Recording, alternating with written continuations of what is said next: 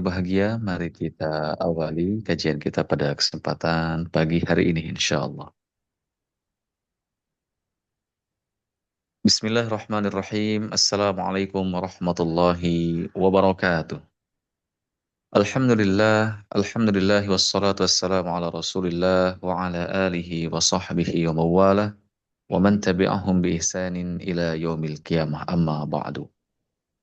Raditu billahi rabba wa bil islami dina wa bi muhammadin nabiyya wa rasula rabbi zidna ilma warzuqna fahma wa amalan salihan mutaqabbala. Rabbi shrah li sadri wa yassir li amri wahlul 'uqdatan min lisani yafqahu qawli ya fattahu ya ali. Bapak Ibu Nur Prasanti, jamaah majelis tadabbur interaktif Al-Quran yang berbahagia. Alhamdulillah wa syukurillah pada kesempatan pagi hari ini kembali kita bisa hadir di majelis tadabbur interaktif Al-Quran episode yang ke-951 yang bertepatan dengan 9 Dzulqa'dah 1446 Hijriah atau 7 Mei 2025 Masehi. Alhamdulillah. Mari kita awali kajian kita pada kesempatan pagi hari ini dengan bersama membaca lafaz basmalah. Bismillahirrahmanirrahim. Dan sebagaimana biasa untuk menambah keberkahan di pagi hari ini, mari kita awali juga dengan tilawatul Quran, suratul Fatihah dan surah yang akan kita tadabburi masih di surah Maryam. Pada Ustaz memimpin.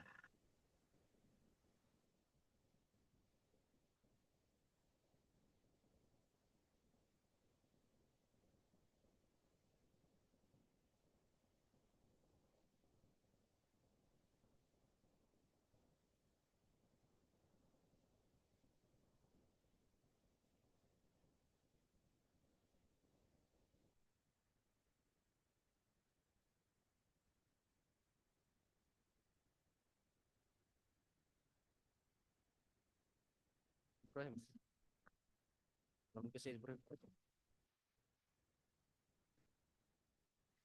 Di halaman kisah Ibrahim, tilawahnya.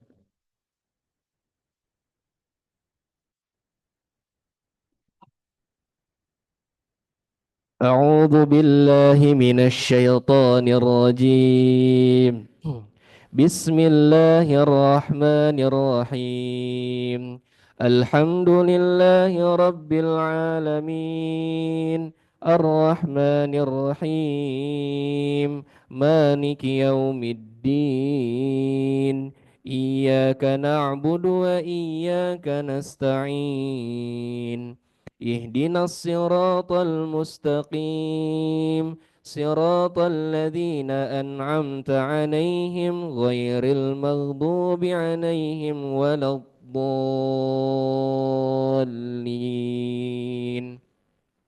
آمين بسم الله الرحمن الرحيم وأنذرهم يوم الحسرة إذ قضي الأمر وهم في غفلة وهم لا يؤمنون إنا نحن نرث الأرض ومن عليها وإلينا يرجعون واذكر في الكتاب إبراهيم إنه كان صديقا نبيا إذ قال لأبيه يا أبت لم تعبد ما لا يسمع ولا يبصر ولا يغني عنك شيئا يا أبت إني قد جاءني من العلم ما لم يأتك فاتبعني أهدك صراطا سويا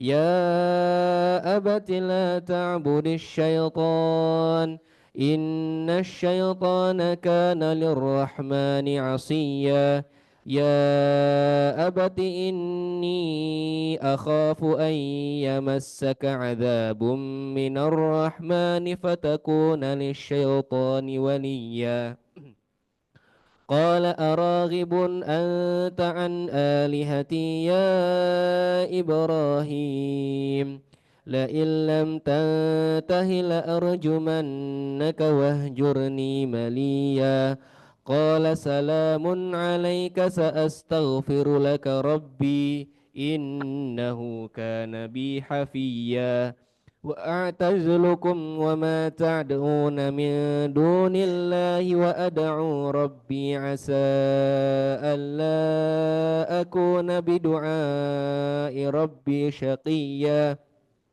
فلما اعتزلهم وما يعبدون من دون الله وهبنا له إسحاق ويعقوب وكلا جعلنا نبيا ووهبنا لهم من رحمتنا وجعلنا لهم لسان صدق عليا واذكر في الكتاب موسى إنه كان مخلصا وكان رسولا نبيا صدق الله العظيم. صدق الله العظيم وصدق رسوله الكريم ونحن على ذلك من الشاهدين والشاكرين والحمد لله رب العالمين. Alhamdulillah, Bapak Ibu dan santri yang berbahagia, sudah kita baca bersama suratul Fatihah dan juga beberapa ayat dari surah Maryam. Mudah-mudahan kelak menjadi syafi'an li ashabihi dan juga menambah keberkahan di pagi hari ini, insya Allah. Dari santri pagi hari ini, apakah sudah ada yang bersedia untuk menyampaikan hasil tadaburnya?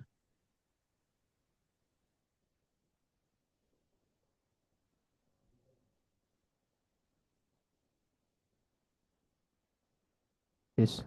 Saya Ustaz izin untuk mendahulukan fikih al-ghazal dulu. Baik, Ustaz. Baik, berhubung dari santri lagi bersiapkan mungkinnya insya Allah. Mari kita dahulukan, kita simak pembacaan hadis dari kitab Sahih Bukhari yang insya Allah akan disampaikan oleh Ustaz Fathur Rahman. Kepadanya dipersilakan.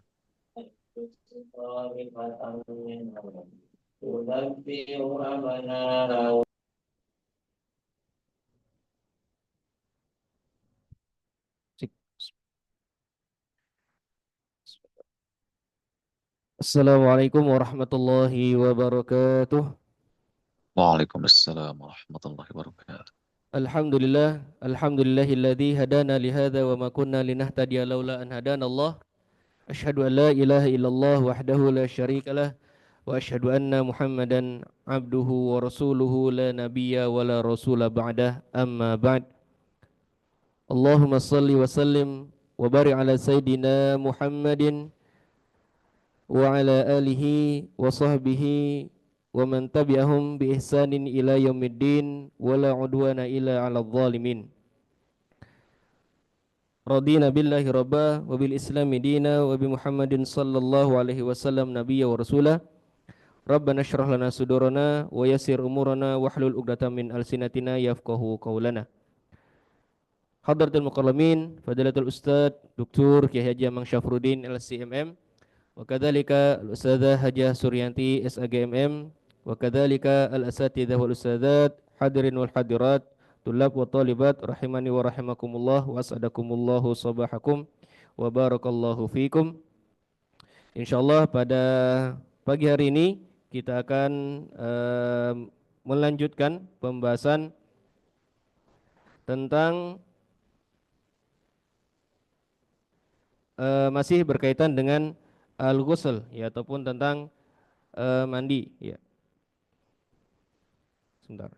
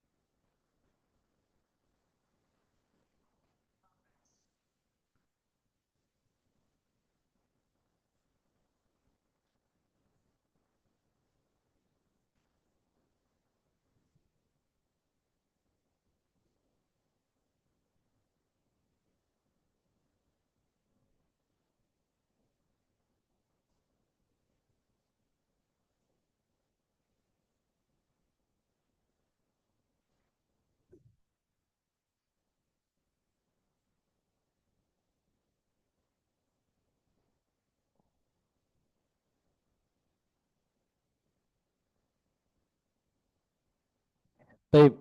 Qala al-mu'allif rahimahullah wa nafa'na bihi wa bi'ulumihi fid dharaini amin.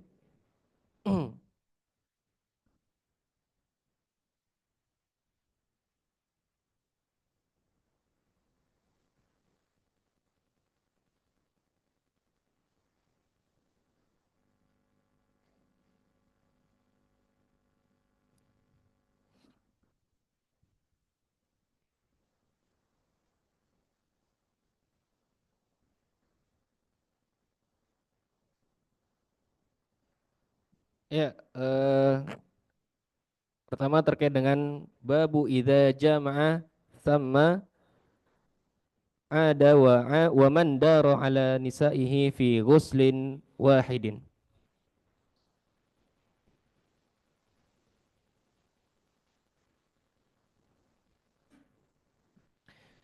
Baik. Ya, terkait dengan pembahasan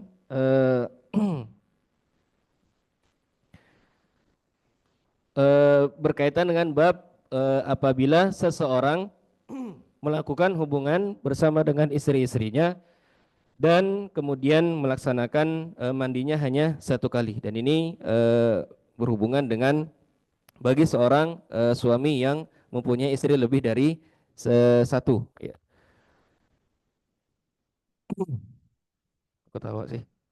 Ya, ya karena ini hadisnya yang disampaikan oleh merupakan hadis fi'li ataupun perbuatan yang dilakukan oleh Rasulullah sallallahu alaihi wasallam dalam rumah tangga beliau. Ya, Afwan, belum bisa share-in, ada permasalahan. Bisa dibantu mungkin dari Ustaz Aceng atau dari yang lain yang sudah punya file. Kita masuk ke dalam bab yang ke-12 ya, di hadis ke-267.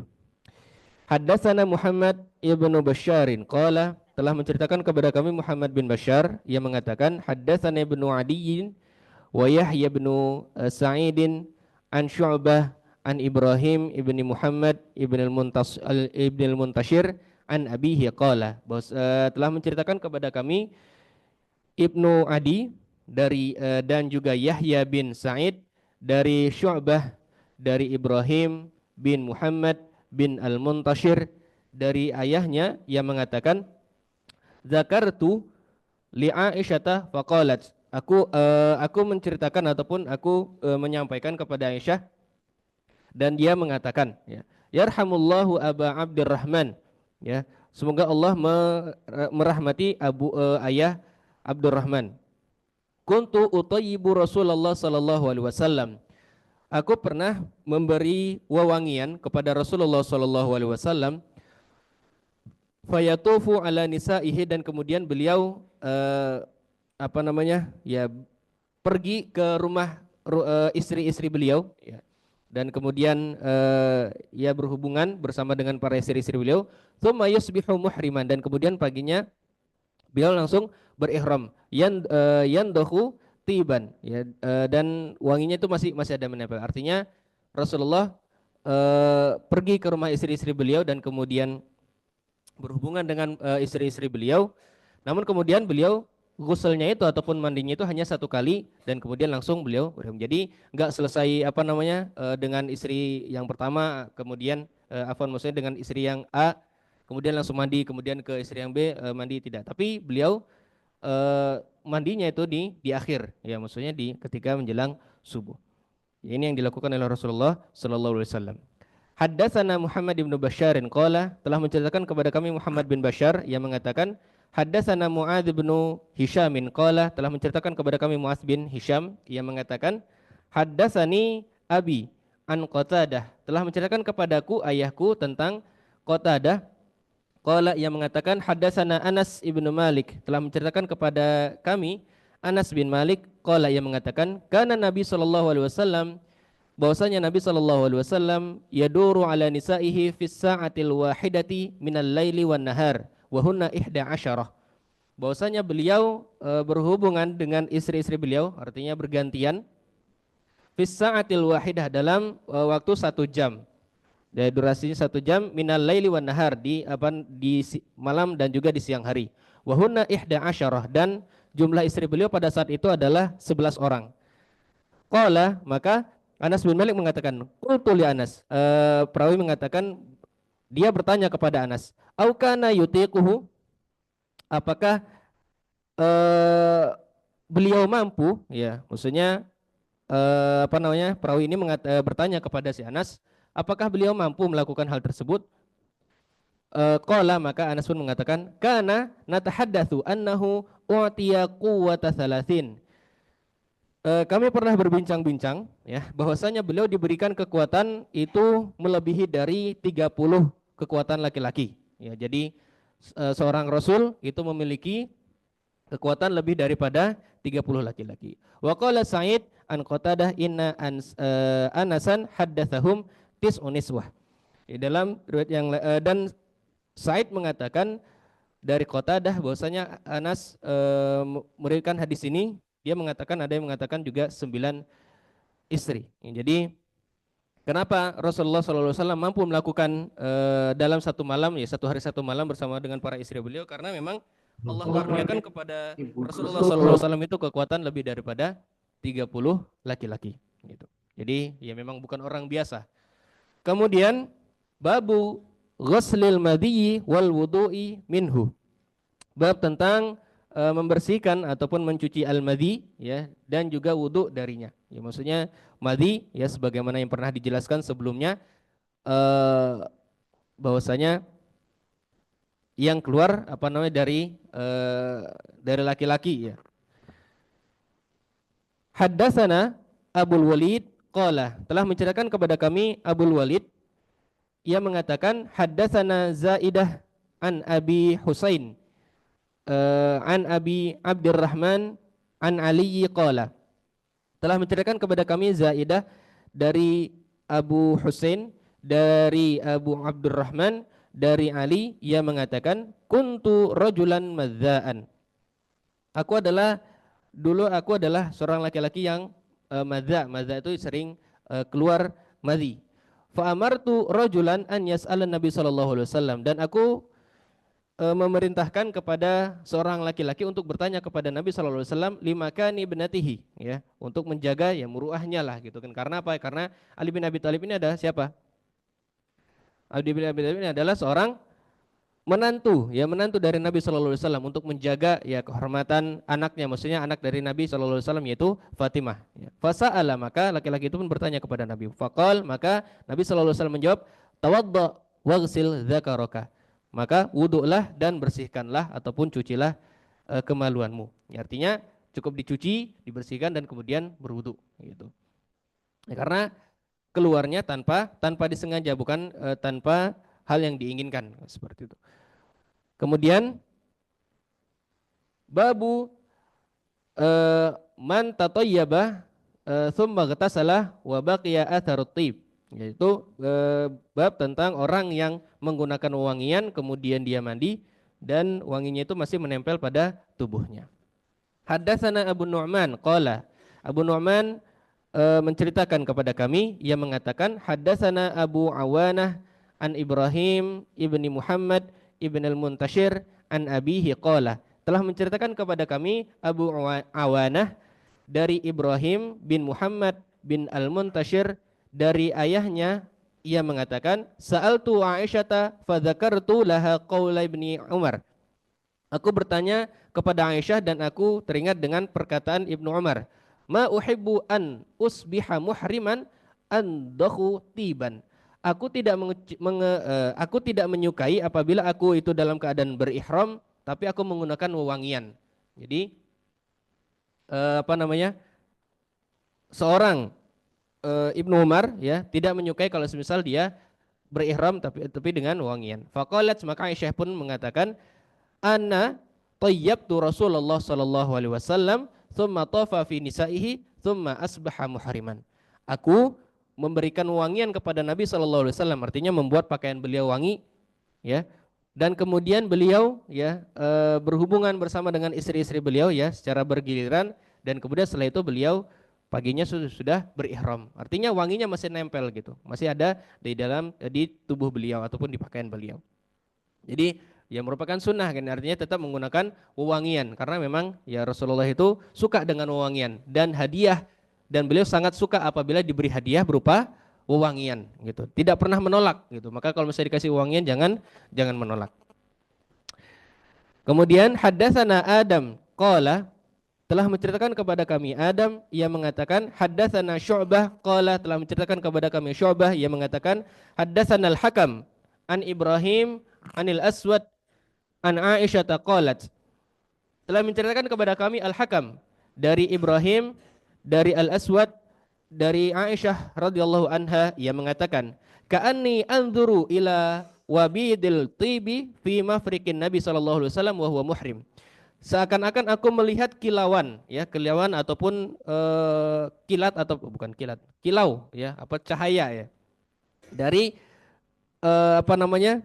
Dari tubuh beliau ya karena dengan wangian tadi. Jadi wangiannya itu sampai saking bagusnya wangian tersebut itu sampai memberikan kilau gitu di tubuh Nabi sallallahu alaihi wasallam wa huwa muhrim dan beliau dalam keadaan ihram gitu. Jadi boleh ya, artinya menggunakan wangian apa namanya untuk apa namanya digunakan ketika ihram. Dan itu merupakan sunnah Nabi Shallallahu Alaihi Wasallam dan memang beliau sangat menyukai hal tersebut. Kemudian babu takhlilis sya'ri hatta idza dhanna annahu qad arwa basyartahu afadhu alaihi. Bab tentang menyela-nyela rambut ataupun ya memasukkan jari ke sela-sela rambut ya ketika seseorang itu mandi junub ya ataupun mandi besar ya, hingga merasa bahwasanya sudah membasahi kulit kepalanya secara keseluruhan dan menyiraminya.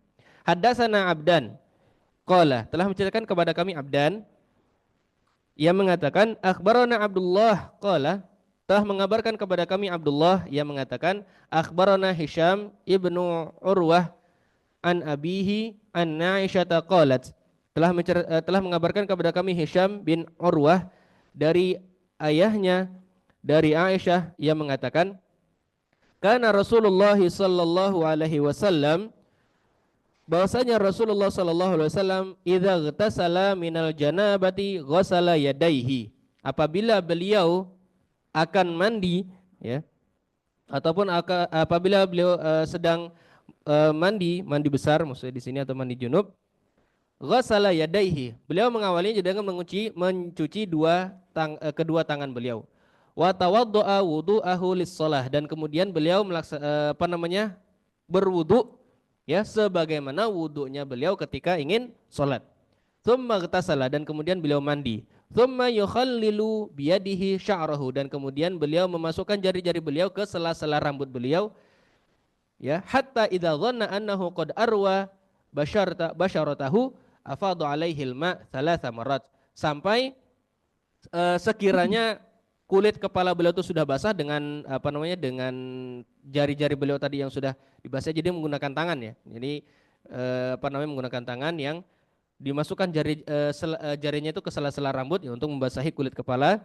Ketika sudah merasa sudah basah semua ya kulit kepalanya, sela-selanya juga sudah kena semua, afadhu alaihi al-ma'a thalatha marat, dan kemudian beliau mengucurkan ataupun mengguyur tubuh beliau dengan air sebanyak 3 kali. Tsumma ghassala sa'ira jasadihi, dan kemudian beliau ya mencuci ataupun mandi membersihkan seluruh tubuh beliau ya. Ini merupakan tata cara mandi besar ataupun mandi junub yang diajarkan oleh Rasulullah sallallahu alaihi wasallam. Wa qalat, dan Aisyah mengatakan kuntu aghtasilu ana wa Rasulullah sallallahu alaihi wasallam min ina'in wahidin naghrifu minhu jami'an. Ya. Aku bersama dengan Rasulullah sallallahu alaihi wasallam mandi junub itu di bejana yang sama ataupun di tempat yang sama atau di tempat air yang sama, dan kemudian kami mengambil air dari satu tempat yang sama untuk secara bersamaan. Jadi mandinya Aisyah radhiyallahu anha bersama dengan Rasulullah sallallahu alaihi wasallam itu mandi bareng. Kemudian babu man tawaddu'a fil janabati thumma ghassala sa'ira jasadihi wa lam yu'id ghasla mawadi'il wudu'i marratan ukhra. Terkait dengan bab orang yang berwudu ya dalam keadaan junub, kemudian dia mandi dengan membasuh seluruh badannya dan tidak perlu mengulang mengulang mandinya. Jadi mandi kemudian berwudu, maka tidak perlu diulangi mandinya.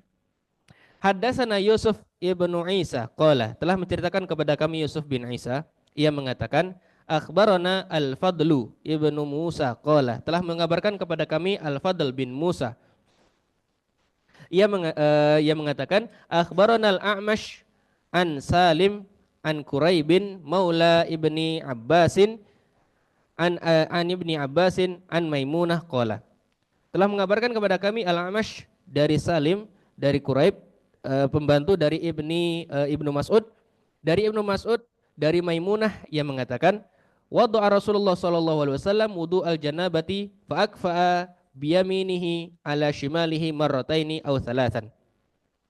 Rasulullah sallallahu alaihi wasallam mengambil air ya wudu ya untuk janabah ataupun air yang digunakan untuk mandi besar atau mandi junub, dan kemudian beliau menuangkan menggunakan tangan kanannya ke tangan kiri beliau. Jadi mencuci tangan kiri beliau menggunakan tangan kanan beliau sebanyak 2 sampai 3 kali. Tsumma ghassala farjahu, dan kemudian beliau membersihkan ataupun mencuci kemaluan beliau. Tsumma daraba yadahu bil ardi, dan kemudian beliau memukulkan tangan beliau ke tanah au al haid ataupun ke dinding. Marrataini aw thalatha marat, sebanyak 2 kali atau sebanyak 3 kali. Tsumma matmadha wastansyaqa wa ghassala wajhahu wa dhira'aihi, dan kemudian beliau berkumur-kumur dan kemudian memasukkan air ke dalam hidung ya, dan kemudian membasuh wajah beliau dan kemudian tangan beliau sampai ke siku. Tsumma afadha ala ra'sihi alma, dan kemudian mengguyurkan air ke atas kepala beliau. Tsumma ghassala jasadahu, dan kemudian membersihkan ataupun mencuci tubuh beliau atau mandi. Tsumma tanaha fa ghassala rijlaihi, dan kemudian diakhiri dengan mencuci kaki beliau. Qalat, maka Maimunah mengatakan, fa ataituhu bi khirqatin falam yuridha, dan kemudian aku datang dengan membawa kain, yang digunakan kain itu digunakan untuk mengelap ataupun mengeringkan tubuh beliau. Falam yuridha, tapi beliau tidak mau, ya tidak menginginkannya. Faja'ala yanfudu biyadihi, dan beliau mengeringkan tubuh beliau dengan apa? Dengan tangan beliau. Jadi airnya yang masih berada di tubuh beliau itu diusap-usap dan diturunkan menggunakan tangan beliau sendiri secara langsung, bukan dengan kain. Ya, dan ini menjadi sunnah apabila mandi junub itu mengeringkannya menggunakan tangan ya, setelah sudah terasa kering semua, baru itu dilap dengan menggunakan kain ataupun handuk ya. Kemudian babu idza dzakara fil masjidi annahu junubun kharaja kama huwa wala yatayammam. Bab tentang apabila seseorang berada di masjid dan kemudian dia teringat bahwasanya dia dalam keadaan junub, maka dia harus keluar dan kemudian mandi ya, untuk membersihkan dirinya, artinya untuk bersuci. Haddatsana Abdullah bin Muhammad qala, telah menceritakan kepada kami Abdullah bin Muhammad, ia mengatakan haddatsana Utsman ibnu Umar, telah menceritakan kepada kami Utsman bin Umar qala, ia mengatakan akhbarana Yunus aniz-Zuhri an Abi Salamah an Abi Hurairah qala, telah mengabarkan kepada kami Yunus dari Az-Zuhri dari Abu Salamah dari an Abi Hurairah radhiyallahu anhu qala, dari Abu Hurairah radhiyallahu anhu yang mengatakan uqimatis salatu wa uddilatis sufufu qiyaman. Salat telah didirikan, maksudnya sudah qomat ya. Uqimatis shalah ya, artinya sudah qomatnya. Sebagaimana ya santri di sini kalau misalnya sudah qomat gitu. Ya. Wa uddilatis sufuf qiyaman, dan kemudian saf-saf itu telah dibuat lurus. Saf-saf sudah dibuat rapat, dibuat lurus, siap untuk melaksanakan sholat. Tinggal apa? Tinggal menunggu Rasulullah SAW datang. Ya. Karena apa ya? Karena rumahnya Rasulullah SAW itu berdampingan dengan Masjidin Nabawi. Ya. Makanya para sahabat pun ya menunggu gitu. Kalau misalnya sudah qomat, ya sudah didirikan sholat dan kemudian saf itu sudah dibuat. Kalau Rasulullah belum datang ya mereka belum ada yang berani untuk menjadi imam kecuali sudah mendapatkan amanah dari beliau. Tapi kalau tidak ada amanah berarti beliau bisa melaksanakan sholat berjamaah dan beliau selalu menjadi imam. Mana tadi?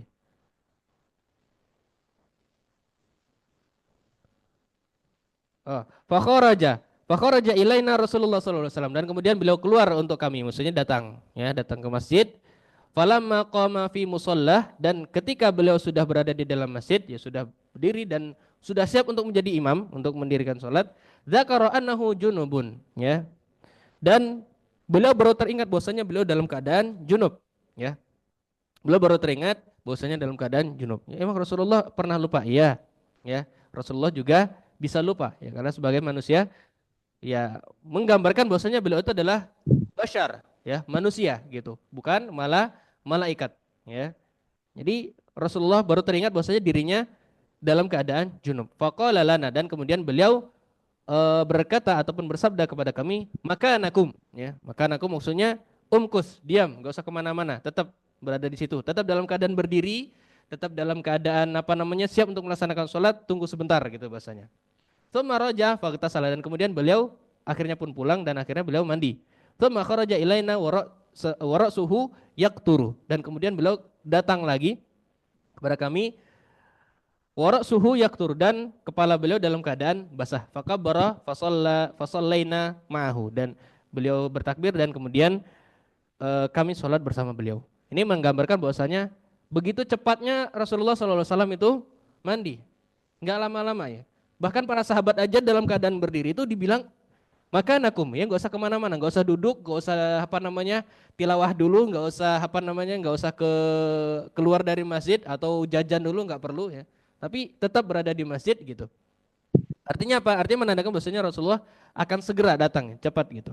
Nah, ini merupakan sunnah ataupun yang merupakan sebuah perbuatan yang harus disegerakan. Jadi Rasulullah itu tidak suka yang bertele-tele, artinya cepat, ya. Bayangkan kalau semisal ada seorang imam kan gitu, baru teringat bahwasanya dia dalam keadaan junub, kemudian dia mengatakan maka anakum kan gitu kan, ya, di masjid gitu kan. Tunggu sebentar, padahal makmumnya sudah banyak kan gitu. Setengah jam kemudian baru dia datang, ini gitu. Kelamaan, ya. Sedangkan Rasul saja yaitu sangat sangat cepat. Ya, maka ya ini mengajarkan kepada kita bahwasanya ya nggak perlu lama-lama dalam membersihkan diri atau bersih mandi dan segala macam. Kalau bisa disegerakan ya disegerakan, ya. Nggak usah main-main air dulu, ya. Nggak usah buka tutup keran kan gitu kan. Airnya ditimbus-timbus ke lantai, ya. Apalagi kecuali memang ada aktivitas yang memang sangat bermanfaat. Contohnya sambil nyikat lantainya gitu kan, atau membersihkan toiletnya, itu boleh lah gitu. Ya, tapi jangan terlalu lama. Karena apa ya? Karena yang lain juga pasti akan ada antrian dan menunggu. Ini Rasulullah sendiri ya apa namanya mengatakan bahwasanya para sahabat saja disuruh menunggu dalam keadaan berdiri kan gitu. Baik, kemudian ya tabahu Abdul Ala an Ma'marin an Zuhri, ya. Abdul A'la dari Ma'mar dan juga dari Zuhri mengikuti dalam periode ini. Warwahu al-Azhari al-Auza'i an Zuhri, dan juga diriwayatkan juga oleh al-Auza'i dan dari Az-Zuhri. Dan ini menandakan bahwasanya hadis ini hadis sahih yang begitu kuat karena apa? Periwayatnya itu banyak gitu, ya. Perawinya itu banyak, ya.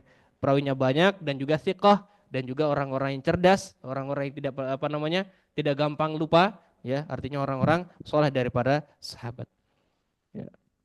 Demikian, ya, pembacaan hadis yang bisa saya sampaikan. Semoga yang sedikit ini bisa memberikan manfaat dan juga memberikan ibrah, pembelajaran buat kita dalam keseharian kita, dan tentunya sebagai yang paling utama adalah bisa kita jalankan dan bisa kita maksimalkan untuk mengamalkan apa yang menjadi sunnah-sunnah Nabiullah Muhammad sallallahu alaihi wasallam. Hadanallahu ajma'in wallahu muwaffiq ila aqwamit thoriq. Nasrun minallahi fathun qarib. Wassalamualaikum warahmatullahi wabarakatuh.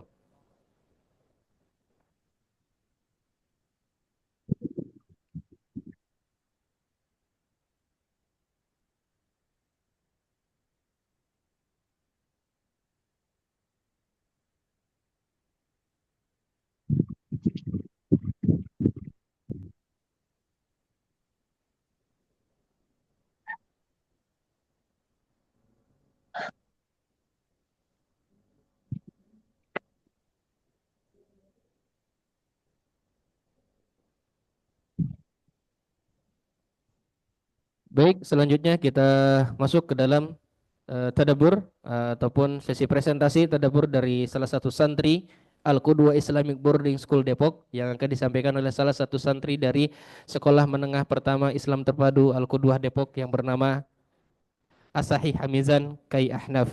Tafadhol.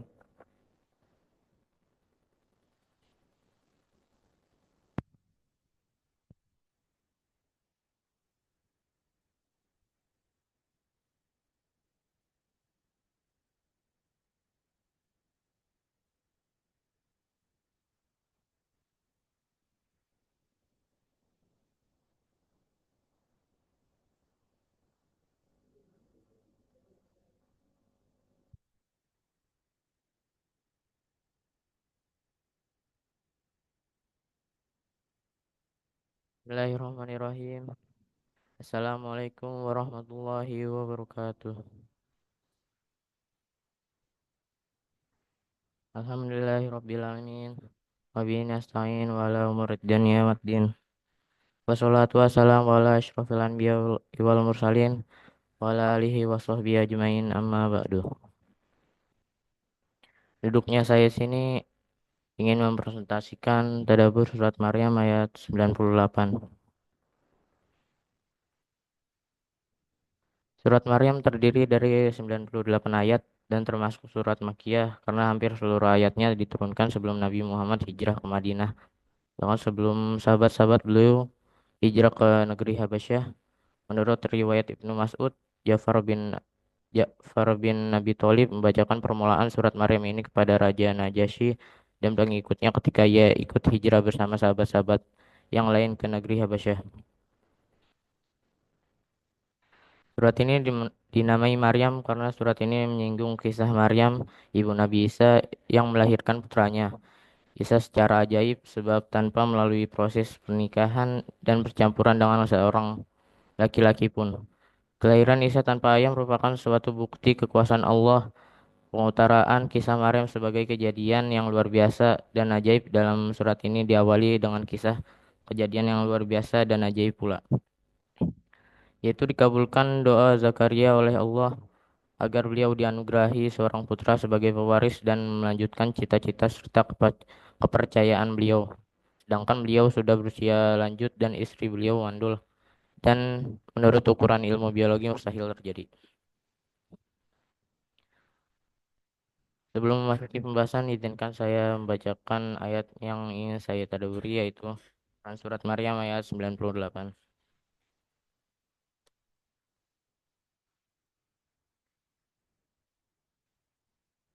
Bismillahirrahmanirrahim.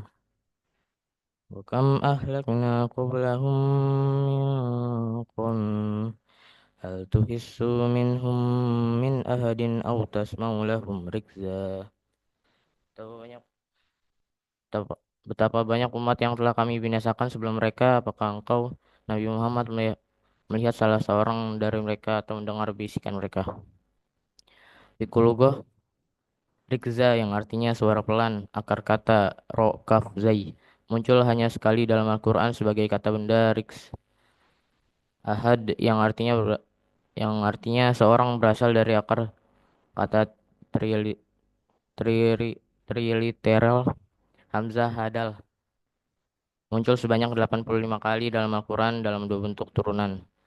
74 kali sebagai kata benda ahad, 11 kali sebagai kata benda ihda. Tafsir ringkas kemenak.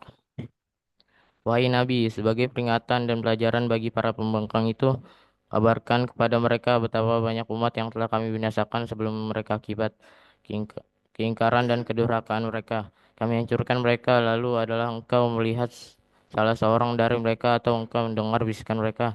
Tidak, maka sebagaimana kami binasakan umat terdahulu itu, kami pasti akan membinasakan kaummu yang ingkar. Tafsir Tahlili. Allah menerangkan bahwa Al-Quran diturunkan dalam bahasa Arab, bahasa yang dipakai oleh Nabi Muhammad dan kaumnya gunanya agar mudah bagi Nabi untuk menyampaikan isi dan maksudnya dan mudah pula dipahami oleh kaumnya. Karena kepada mereka lah pertama kali seruan Islam disampaikan, kemudian baru kepada manusia seluruhnya dari berbagai jenis suku dan bahasanya.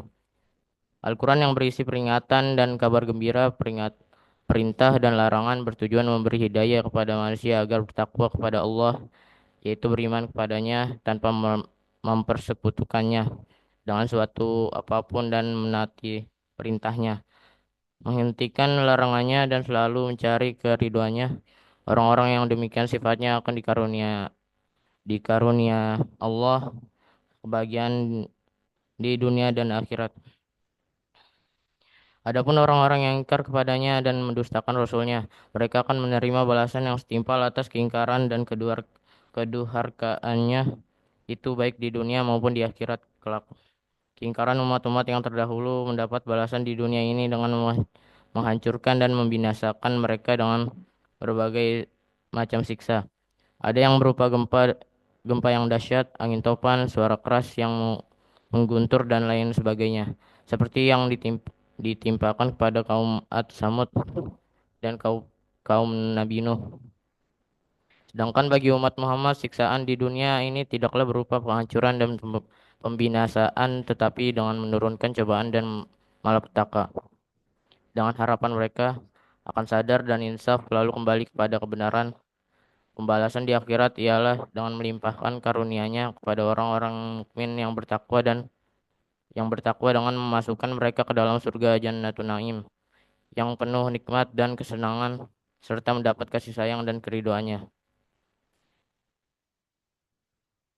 Bagi orang-orang yang ingkar dan kafir disediakan azab yang pedih yaitu neraka sebagai bukti kebenaran ancamannya. Allah menerangkan bahwa telah banyak umat-umat dahulu yang durhaka yang dimusnahkan dan bekas-bekas peninggalan mereka ada yang masih dapat dilihat dan disaksikan sampai sekarang dan ada pula yang tidak ada bekasnya sama sekali.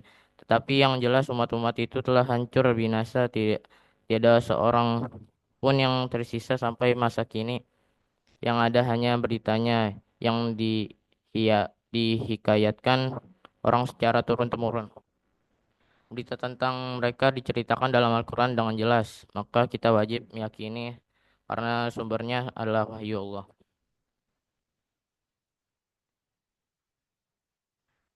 Hidup kesepian tanpa tanpa kasih cukup sekian. Terima kasih. Wassalamualaikum warahmatullahi wabarakatuh. Waalaikumsalam warahmatullahi wabarakatuh. Jazakallahu khairan kepada Anda yang telah menyampaikan hasil tadabburnya pada kesempatan pagi hari ini. Bapak Ibu yang berbahagia, untuk selanjutnya mari kita simak bersama kajian tadabbur Al-Quran, tadabbur surah Maryam yang insya Allah akan disampaikan dan juga dibimbing oleh guru kita semua, Fadilatul Ustaz Dr. Kiai Haji Amang Syafruddin LCMM Hafizahullah. Kepadanya kami persilakan.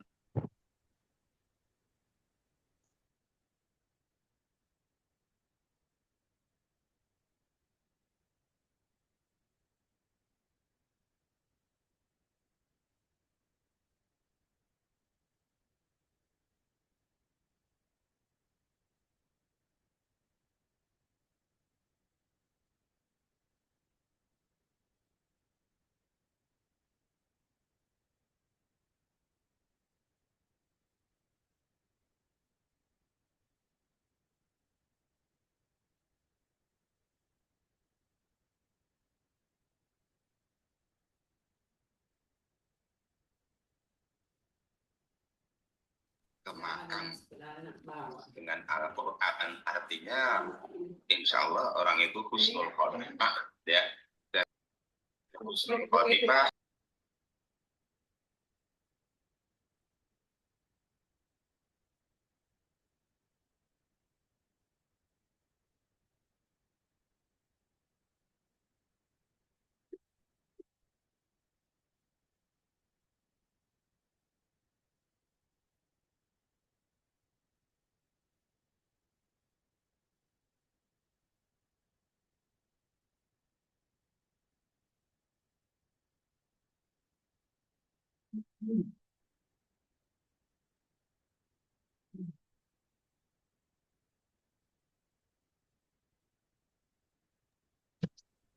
Baik, Bapak Ibu yang berbahagia, guru kita sepertinya masih belum bergabung. Sebentar lagi mudah-mudahan bisa bergabung bersama kita. Mungkin Ustaz Fathur Rahman bisa dilanjutkan untuk pembacaan hadis dari kitab Sahih Bukhari. Persilahkan Ustaz, sambil menunggu beliau masuk ke Zoom ini insyaAllah.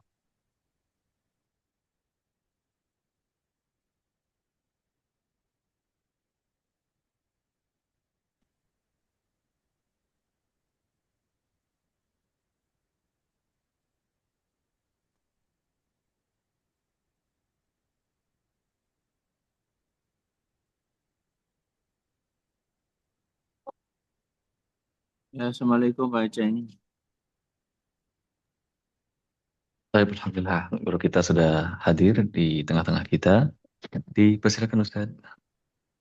Waktu dan tempat kami Insya persilakan. Allah. Bentar ya.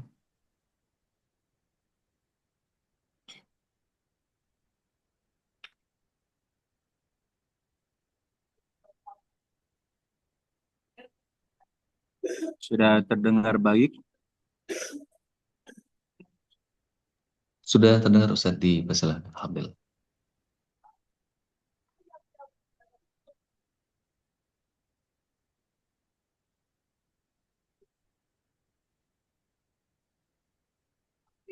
Bentar ya Pak Aceng. Saya lagi setting.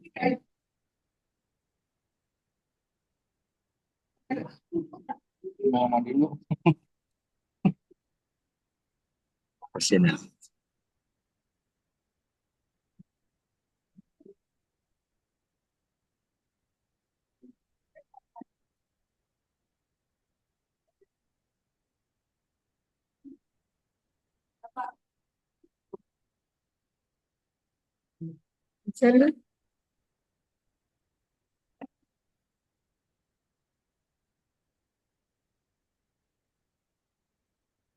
Halo, cek Pak Aceng. Sudah oke? Sudah sangat bagus Ustaz, dipersilakan. Assalamualaikum warahmatullahi wabarakatuh. Waalaikumsalam warahmatullahi wabarakatuh. Alhamdulillah. نحمده ونستعينه ونستهديه ونستغفره ونعوذ بالله من شرور أنفسنا وسيئات أعمالنا. من يهد الله فلا مضل له ومن يضلل فلا هادي له.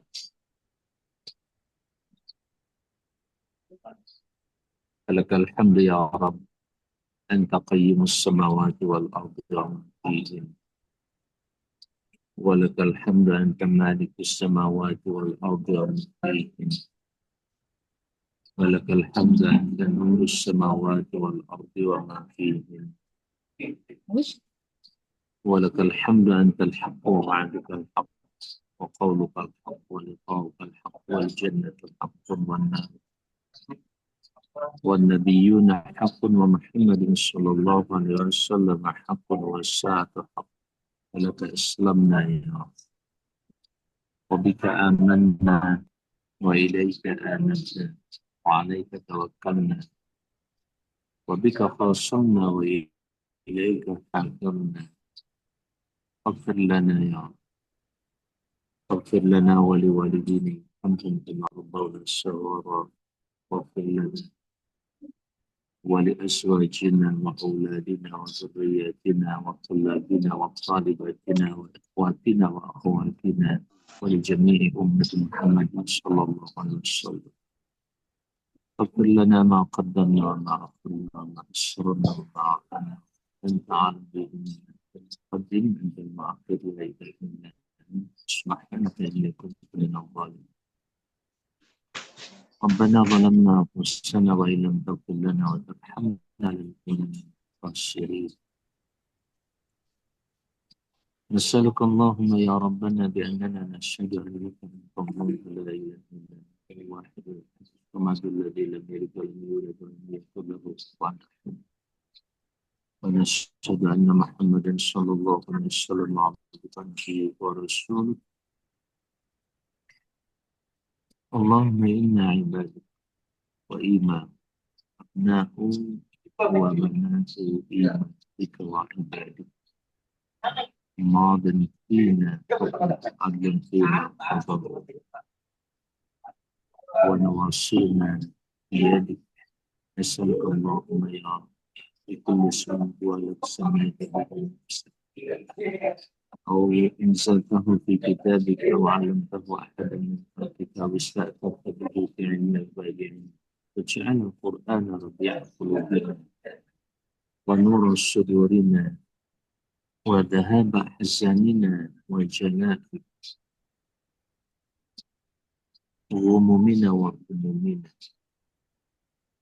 فرحمنا يا ربنا بالقرآن واجعل لنا إيمانا ونور وذكرنا يا نسير علينا جميل وارزقنا يا رب تلاوته وتدبره وتطبيقه والتعامل معه والدعوة إليه وحفظه لنا الليل والنهار واجعله حجة لنا لا حجة علينا وما جعلته شفيعا لنا يا رب وصلى اللهم على سيدنا وحبيبنا وشفيعنا محمد النبي الأمي وعلى آله وصحبه وسلم تسليما على الحمد لله مع سادتنا أبي بكر وعمر وعثمان وعلي وعلى الصحابة أجمعين والتابعين والتابعين بسنة الدين كما صليت على سيدنا إبراهيم وعلى آل سيدنا إبراهيم وبارك على سيدنا محمد وعلى سيدنا محمد وبارك على سيدنا إبراهيم في العالمين إنك حميد مجيد الحمد لله رب العالمين عباد الله أوصي نفسي وإياكم بتقوى الله فقد فاز المتقون Alhamdulillah Allah jemaah yang saya muliakan. Puji syukur hanya untuk Allah kita panjatkan dan terus kita sempurnakan. Menyempurnakan syukur adalah sebuah keniscayaan dan keharusan buat kita. Kenapa? Karena Allah selalu menyempurnakan kenikmatan demi kenikmatan itu pada kita semuanya tanpa menanti syukur kita. Kenikmatan salah satunya adalah penangguhan terhadap apa yang menjadi kesalahan dosa kita. Kalau tangguhkan kita tidak langsung mendapatkan siksa ataupun punishment lainnya. Kita tidak mendapatkan itu semua. Allah tangguhkan, Allah tunggu sampai kita benar-benar kembali kepada sampai kita benar-benar bertobat kepada. Dan kalau sudah seperti itu maka tidak ada lagi hujah yang bisa membela kita nanti di hari kiamat. Karena sudah cukup Allah berikan waktu, berikan kesempatan, berikan sudah cukup. Untuk itu sekali lagi marilah kita nikmat yang pada hari ini dan kita bersyukur kepadanya. Dan salah satu syukur yang penting untuk kita kedepankan adalah salawat dan salam kita Rasulnya tercinta Nabi Allah Muhammad sallallahu alaihi wasallam dan keluarganya, para sahabat dan orang-orang setia kepadanya. Allah di suasana yang saya secara pribadi mungkin tidak terlalu bebas, tapi cukup bebas lumayan sih. Di satu ruangan yang mungkin di antara Bapak Ibu sekalian, satu para santri bisa melihat background saya ada pohonnya dan memang ada di sebuah tempat yang cukup lumayan.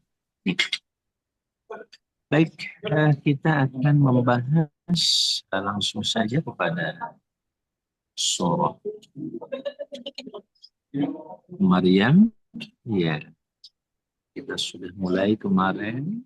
Ya, 2 hari yang lalu ya kita sudah mulai membahas tentang kisah mengenai Ibrahim alaihissalam.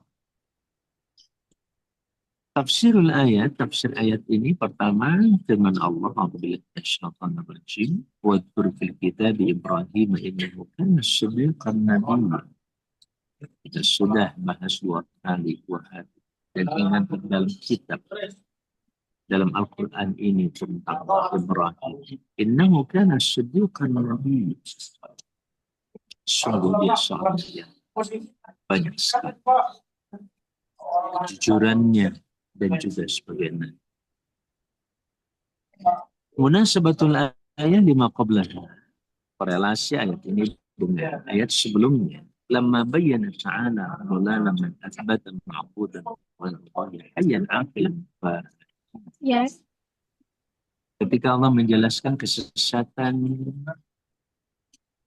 orang-orang yang menetapkan yang disembahnya itu adalah bukan Allah, dalam posisi dia hidup, berpikir dan paham sebenarnya siapa mereka. Wahum Nasr, mereka adalah orang Nasr.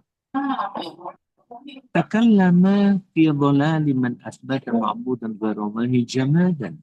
Maka Allah Subhanahu wa ta'ala pun berbicara tentang kesesatan orang yang menetap yang disembahnya itu adalah bukan Allah jamadan, tetapi dari benda-benda mati. Kalau tadi orang-orang Nasrani itu menyembah selain Allah itu masih disebut hidup, berpikir, dan memahami, yaitu Nabi Allah Isa alaihissalam. Nah, kaitan dengan Nabi Allah Ibrahim ini justru mereka lebih parah. Lebih parah seperti apa? Mereka mengakui ada Tuhan selain Allah itu. Bahkan mereka hanya mempertuhankan selain Allah. Dan lagi benda-benda mati, jamadan. Wahum abadatul awthan. Mereka adalah para penyembah patung-patung. Dan kalau kisah Ibrahim, kata Allah, ceritakan kisah Ibrahim. Abihi bersama dengan ayah. Tadkiran lil Arab. Untuk apa sih mengingatkan orang Arab? Bima kana Ibrahim alaihi min tauhidillah. Mengingatkan tentang Nabi Allah Ibrahim alaihissalam yang selalu mentauhidkan Allah subhanahu wa ta'ala wa tabiin annahum saliku ghairi tariqan. Dan sekaligus menjelaskan bahwa mereka ini, siapa mereka? Yaitu orang Arab yang mereka mengaku sebagai keturunan Ibrahim alaihissalam. Misalnya, justru mereka tidak menempuh jalan yang ditempuh oleh Nabi Allah Ibrahim alaihissalam. Mereka bahkan menempuh jalan orang tuanya Nabi Allah Ibrahim, ya, ayahnya Ibrahim, yaitu menyembah patung. Allah katakan di sini wajib kita di Ibrahim. Diserahkanlah dalam Al-Quran Ibrahim alaihissalam. Waktu ya Muhammad bacakan awal Al-Quran dalam Qurannya khabar Ibrahim. Berita tentang Ibrahim alaihissalam la qaumikal ladzi min dzurriyyatihi. Ceritakan kepada kaum Muhammad, yaitu bangsa Quraisy khususnya, yang mereka mengaku keturunan Ibrahim. Wa yad'una kadziban annahum ala millatihi. Bahkan mereka mengaku secara berdusta bahwa mereka ada pada agama Ibrahim. Wa yatamassakuna bi taqlidi abaihim. Namun mereka justru berpegang dengan fanatisme dan ketaklidan terhadap ayah-ayah mereka. Ibrahim karena hanifan muslim. Sementara Ibrahim adalah seorang yang hanifan muslim. Hanifan artinya lurus. Agama hanif yaitu agama yang lurus. Musliman dan dia seorang muslim. Yanha abahu an syirki, bahkan dia mencegah ayahnya dari segala bentuk kemusyrikan wa ibadatil asnam dan mempertuhankan patung-patung. Kama qala ta'ala sebagaimana ta'ala wa sa'alaihi naba'a dalam surat Syu'ara, dan bacakan kepada mereka berita tentang innahu kana siddiqan nabiy. Ay inna Ibrahim kana katsira as-sidqi fi aqwalihi wa 'amalihi wa mawa'idihi. Beda sekali dengan pengakuan kalian. Ibrahim adalah seorang yang sekali kejujuran dalam pembicaraan, dalam amal perbuatan dan janji-janji. Baligh tasdiq, sangat jujur. Membenarkan bikulli ma huwa ahlun li ayyi dengan seluruh apa yang dia pantas disebut sebagai seorang siddiq. Wa kana nabiyyan rafi'al qadr. Dan dia pun seorang nabi yang Allah angkat derajat dan kedudukan atau kadar. Sebagaimana firman Allah Ta'ala pada satu ayat yang di dalam surah Al-Baqarah ayat 124 yang firman juga Alhamdulillah minasyaitonir rajim. Wa idh batala Ibrahim rabbuhu bikalimatin fa'atammahum qala inni ja'iluka lin-nasi imaman qala min dhurriyyati qala la yanalu 'ahdi adh-dhalimin. Subhanallah. Terbasmi. Dan ketika Allah Subhanahu wa ta'ala ibtala menguji. Ketika menguji Ibrahim kepada Ibrahim, siapa Rabbuhu Tuhan? Allah Subhanahu wa taala memuji Ibrahim. Perhatikan dan simak anak-anakku sekalian. Di kalimatin Allah memuji itu dengan kalimat-kalimat. Di sini the power of words. Gimana kekuatan kata-kata. Kadang kata-kata itu sederhana saja. Iya atau tidak. Kata-kata yang bisa menguji kita. Kata tidak juga bisa menguji kita. Iya dalam konteks apa dan tidak dalam konteks. Seluruhnya merupakan ujian. Subhanallah. Jadi begitu sederhana Allah Subhanahu wa taala menguji kita ini dengan hal yang sederhana, yaitu dengan apa? Dengan kalimat-kalimat sebagaimana telah Allah ujikan pada Ibrahim alaihissalam. Seperti kalimat tauhid tadi misalkan, kalimat tauhid, kalimatul ikhlas. Apa sih ikhlas itu? Sebuah kata. Tapi di balik ikhlas, makna yang begitu dalam, luas, luar biasa. Kalimat tauhid, kalimat ketauhidan. Kalimat mengesahkan itu gimana sih cara mengesahkan Allah Subhanahu wa taala? Luar biasa ya Pak Somana, Prof. Lihat. Dan kita juga diuji dengan kata-kata. Biasanya kalau ujian itu kan bentuknya kata-kata. Baik secara verbal maupun non-verbal. Kata-kata tertulis. Ya, kita membaca kata-kata. Dan itu adalah ujian. Atau kata-kata yang bersifat verbal langsung diucapkan oleh kita. Yang biasa kita kenal dengan ujian lisan. Ya, atau ujian komprehensif. Ditanya dengan apa? Tentu dengan kata-kata, dengan kalimat-kalimat sederhana. Teori A, teori B, teori C, semuanya dirumuskan dalam kata-kata. Inilah contoh bagaimana Al-Quran menyederhanakan ilmu. Dan sulit sekali, apa itu tauhid, apa itu ilmu al-ghaib, apa itu akhirat. Cukup dengan satu kata. Maka sudah tergambar segala sesuatu. Dan kata-kata untuk sementara atau seringkali saya sampaikan itu mengandung faktual. Ada faktanya kata-kata. Konseptual ada konsepnya. Prosedural ada prosedurnya setiap kata-kata. Salat misalkan as-salat. As-salat tentu ada faktanya, gerakannya kayak ada konsepnya. Salat adalah konsep berdoa yang terbaik terilmu. Kemudian prosedurnya pun dimulai dengan yang namanya berwudu, agar kiblat, menutup aurat, baru kita memberikan sholat. Dimulai dengan takbiratul ihram sampai salam. Prosedurnya sangat jelas.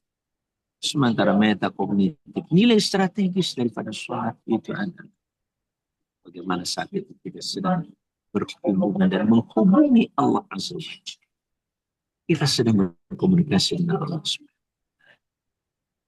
Nah, apa yang dilakukan oleh Ibrahim terhadap kata-kata ini? Fa'atammahum. Maka Ibrahim pun menyempurnakan. Bahasa Arab ada ungkapan tamam. Tamam itu tuntas, selesai, sempurna. Itulah yang dilakukan oleh Ibrahim. Misalkan tentang salat, itu dituntaskan dan disempurnakan mulai dari ilmu tentang salatnya, kemudian cara berwudunya, sesudah itu kemudian cara dia menunaikan sholat itu sendiri, menutup auratnya, dan yang terpenting setelah sholat bagaimana dampak daripada sholat di dalam kehidupan. Dan mampu mencegah seseorang yang sholat dari segala bentuk perbuatan keji. Itulah contoh fa'atammahum. Jadi di sini bukan hanya sekedar fa'aqamahunna lalu Ibrahim menegakkan, tetapi Allah gunakan kalimat fa'atammahum. Lalu Ibrahim menyempurnakan kalimat. Inilah yang sedang kita kerjakan di materi ini, masyarakat muslim. Kita sedang mengerjakan di materi ini, majlis sedang berusaha Al-Quran untuk apa? Menyempurnakan katakan. Menyempurnakan kalimat Allah Subhanahu wa ta'ala. Kita sempurna Al-Quran yang kita baca tadi. Kisah tentang sempurna. Kita sempurnakan pemahamannya, kita sempurnakan pemahaman relasi, kita sempurnakan nilai hidayah dalam, kita sempurnakan nilai-nilai ilmu pengetahuan yang bisa kita manage dan kita kelola sampai kita sempurnakan menjadi sebuah peradaban. Al-Quran adalah peradaban. Itulah kalimat pertama. Maka Ibrahim pun menyempurnakan kalimat-kalimat itu. Kalimat itu dari mulai la ilaha illallah sampai peradaban la ilaha illallah. Peradaban la ilaha illallah seperti apa? Yaitu peradaban yang hanya mengesahkan Allah Subhanahu wa Ta'ala. Sehingga seluruh bangunan Islam itu betul-betul merepresentasikan dan menggambarkan la ilaha illallah, ketauhidan, menyatu dan berbiasa dengan satu kesatuan Allah.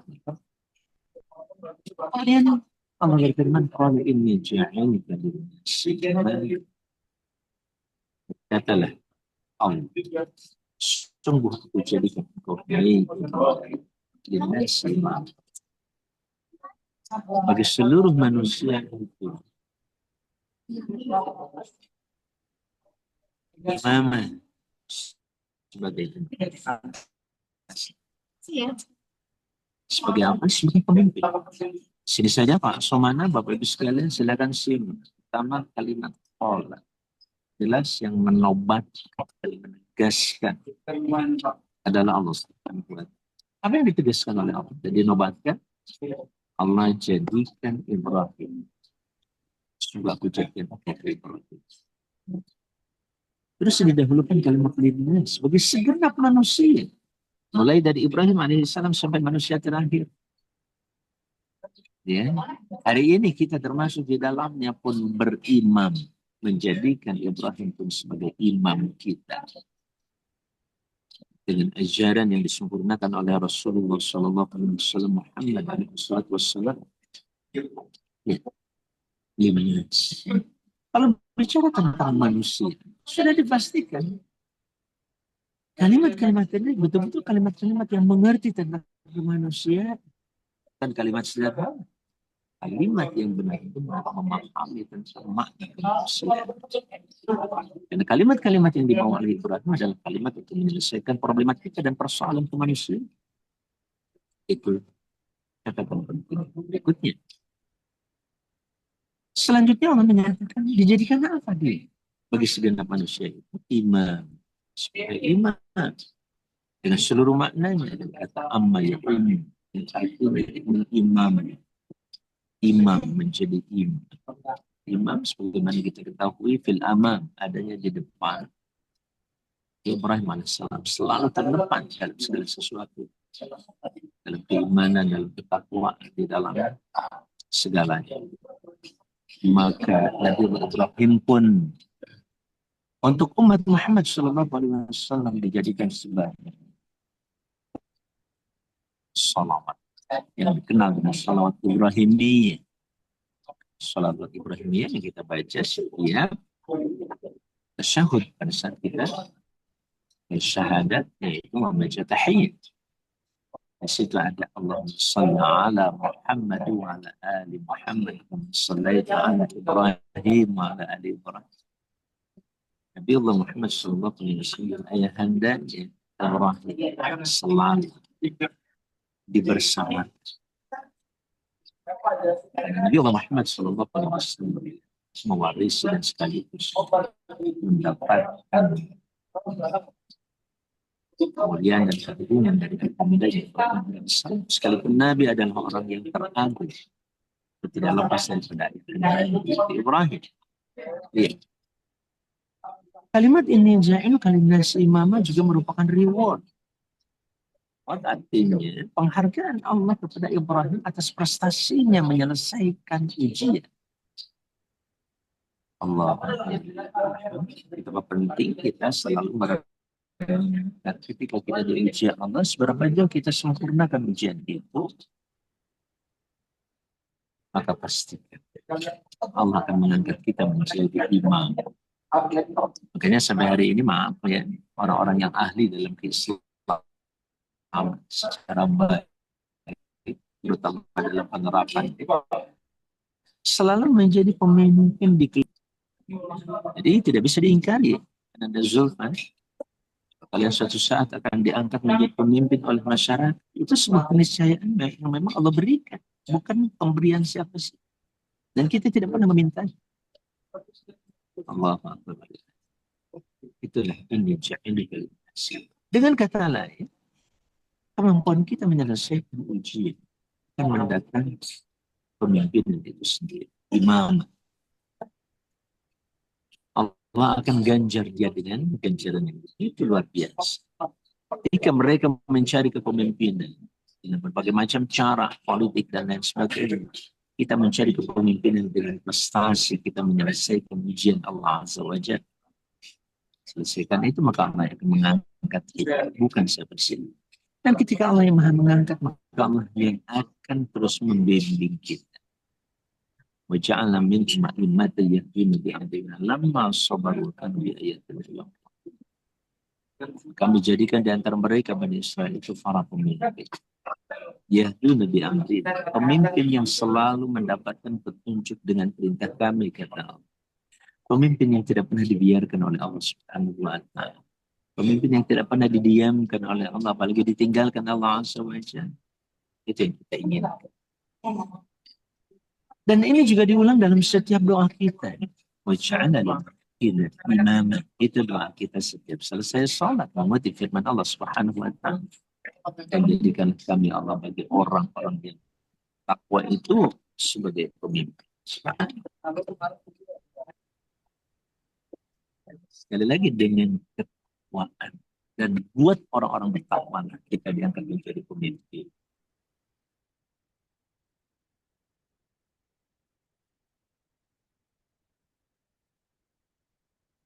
Saya jangan pernah jadi pemimpin bertakwa, lelah, luar biasa. Saya sudah mengalaminya. Segala sesuatu sangat ini. Berikutnya adalah firman Allah menunjukkan betapa kepekaan dan kepedulian Ibrahim alaihissalam terhadap generasi. Dan generasi kepemimpinan sangat diperlukan. Atau regenerasi pemimpin itu sangat diharuskan. Ungkapan Ibrahim alaihissalam, dan dari keturunanku juga, ya Allah, saya minta kamu mengajukan proposal kepada Allah, keturunanku juga ya Allah akan kau jadikan sebagai pemimpin. Tentu saja dengan ujian, Allah akan uji, kemudian Allah jadikan sebagai pemimpin.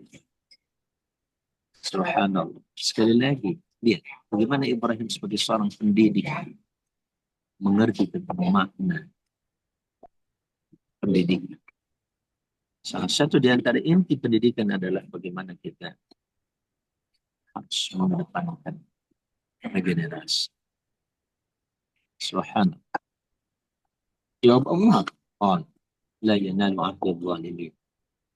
Tidak akan mendapatkan janjiku orang-orang yang salah. Janjiku tidak akan nalayanalu itu meraih. Tidak akan meraih orang-orang yang salah. Janji Allah ini tidak akan datang kepada orang-orang yang salah. Jadi subhanallah, pemberian Allah seperti kepemimpinan ini tidak diberikan kepada orang-orang yang zalim. Muncul pertanyaan, lalu kenapa sekarang banyak orang-orang zalim kok jadi pemimpin?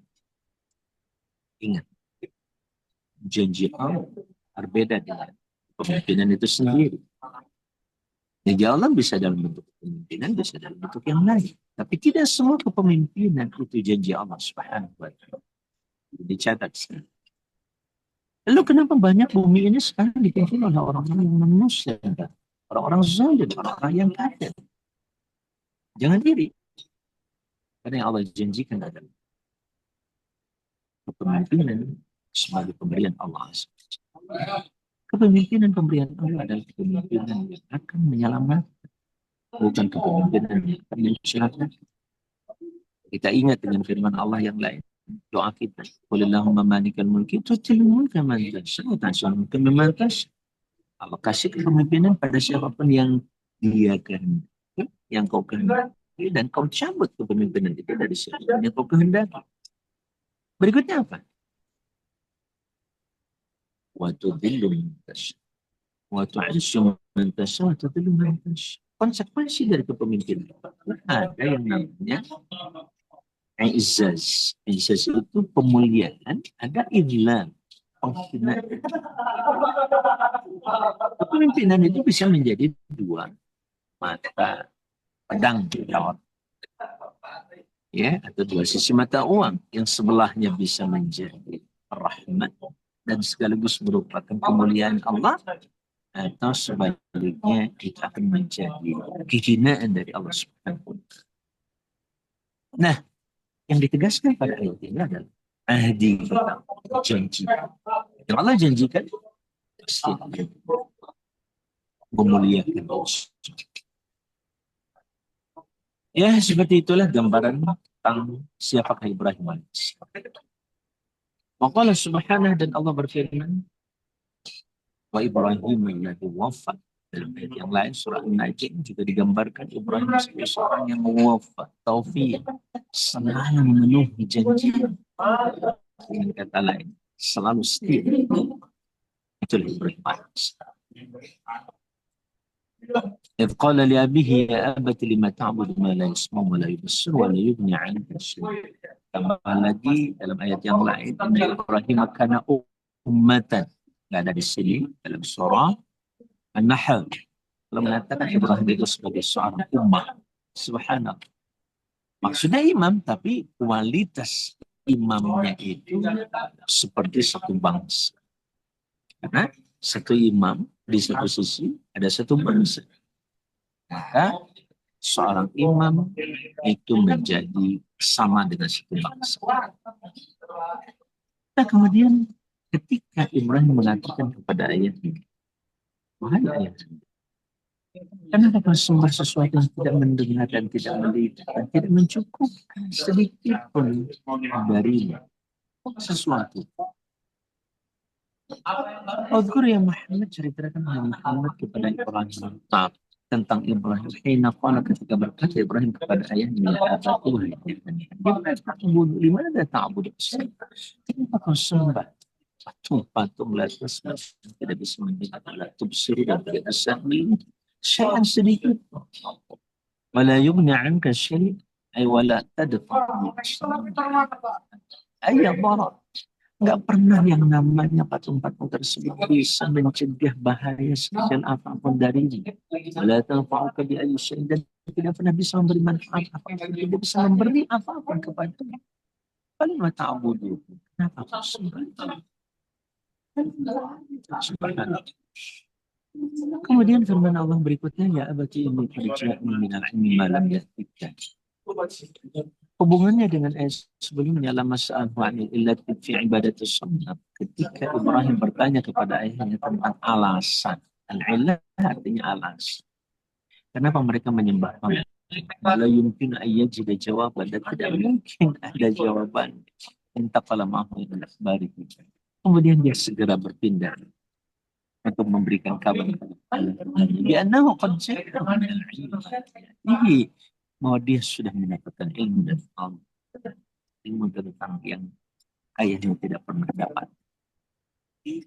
Aidan lama dabatnahu ala innama ya'budu la yastahiqul ibadah. Dan ketika dia mengingatkan ayahnya bahwa apa yang dia sembah itu adalah tidak berhak diibadahi. Balla tajuzu ibadatu, bahkan tidak boleh diibadahi.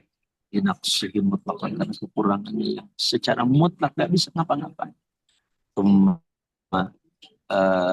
Thumma naqasihi an abidih, belum lagi kekurangannya terhadap yang menyembahnya sendiri, tidak bisa melakukan apa-apa. Wala yakunal ma'budun al-abid usman.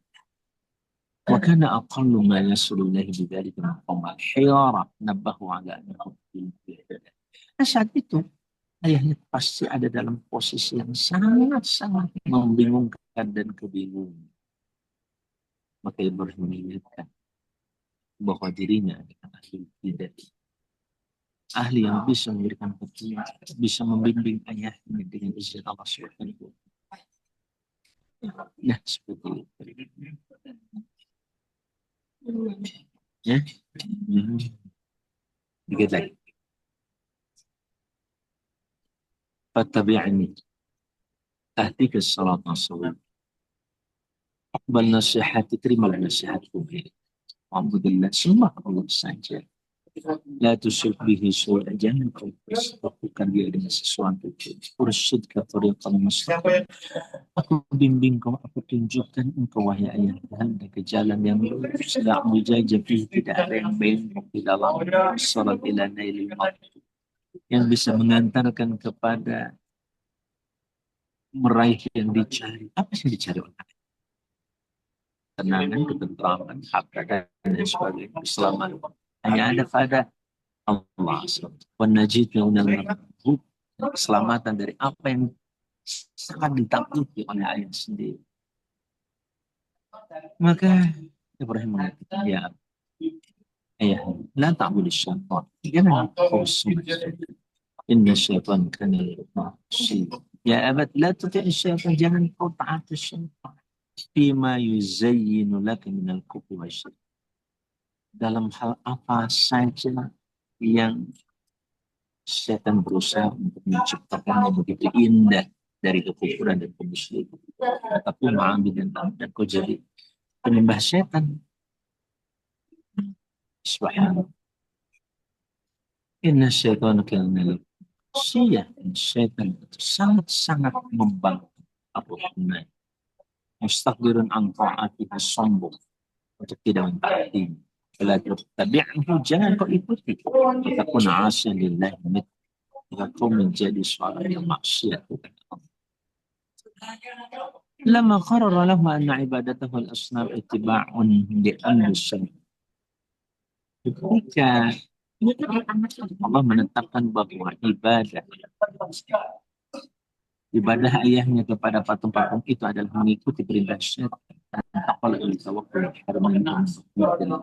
Maka segera dia berpindah dalam pembicaraannya ya kepada haramnya menyembah syaitan, dan dia pasti akan dijauhkan dari rahmat Allah Subhanahu wa taala. Bi ayyahilla bihi 'adzabun min Allah. Sebaliknya dia pun akan mendapatkan siksa. Hadarahu min aqibatihi surun. Maka sang anak yang begitu santun tadi terus saja mengharapkan ayahnya, ya, menjauh dari kesetiaan terhadap syaitan. Seperti itulah gambaran seorang putra kepada ayahnya. Sampai kalau dibaca terus masih panjang, saya persingkat ya, bahwa pada akhirnya Ibrahim pun tetap mengucapkan keselamatan. Dia mohon keselamatan kepada Allah. Seraya dia mengatakan dan itu tidak diterima oleh Allah Azza wa Jalla. Baik Bapak sekalian yang saya muliakan, begitulah perjalanan dakwah seorang ayah Ibrahim terhadap ayah. Dakwah seorang anak kepada keluarganya bersama ayah handanya yang menjadi tulang punggung keluarga. Pada nama Ismail, Wallahumma fiqil komentari. Assalamualaikum warahmatullahi wabarakatuh. Waalaikumsalam warahmatullahi Assalamualaikum warahmatullahi wabarakatuh. Jazakallahu khair Ustaz atas bimbingan tadabbur pada kesempatan pagi hari ini. Dipersilahkan bagi Bapak Ibu atau para santri yang ingin bertanya, berkontribusi, perkuat, memperkaya kajian pada kesempatan pagi hari ini, kami persilahkan.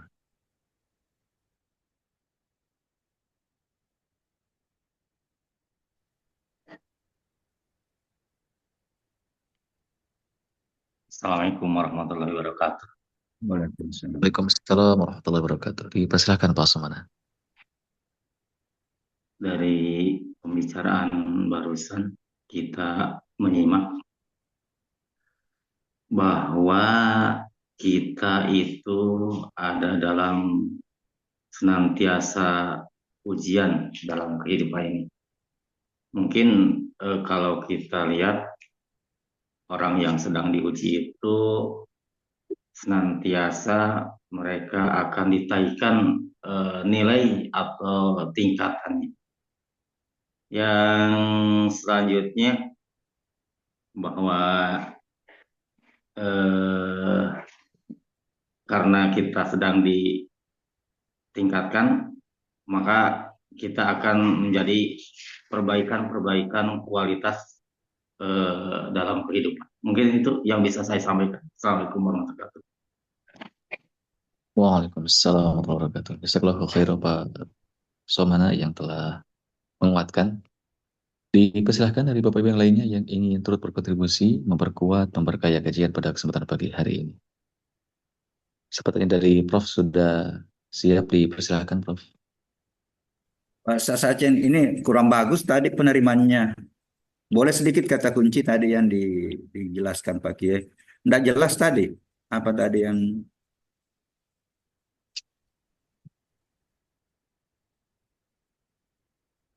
Iya, Prof, kata kuncinya adalah bagaimana seorang anak